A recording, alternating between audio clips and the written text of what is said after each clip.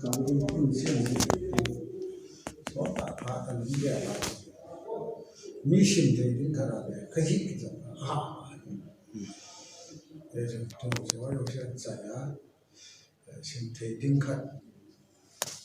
để khá khát để họ bài vào cô nào anh để đồ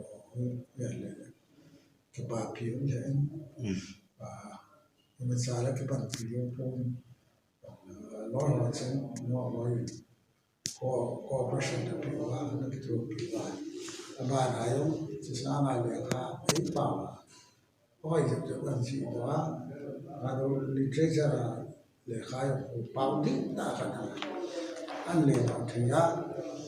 rồi lấy họ primary stage apa na college lang cái BA lang cái MA lang cái nó xịn so anh sẽ bảo bảo lúc xem cái sự gì thế cái đấy cái đó thì nó rồi xem operation cái ta cái gì cái gì này cái gọi là bản thế cái này nó chăm chắc là cái phòng cái này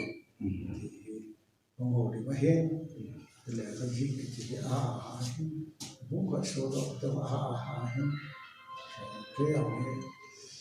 50 cái gì đây là 50 số mà thế là anniversary cái cái bộ cái thứ gì thằng các bé gì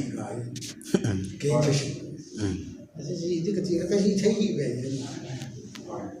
mi cái gì sao cái center आ गया और cái gì sao cái gì chúng tôi आज के काफी है ऐसे लगा रहा जी कभी कुछ बोलो बच्चे पत्ते बोला मैं आमा के छोटी चल नौ बच्चे कुछ बात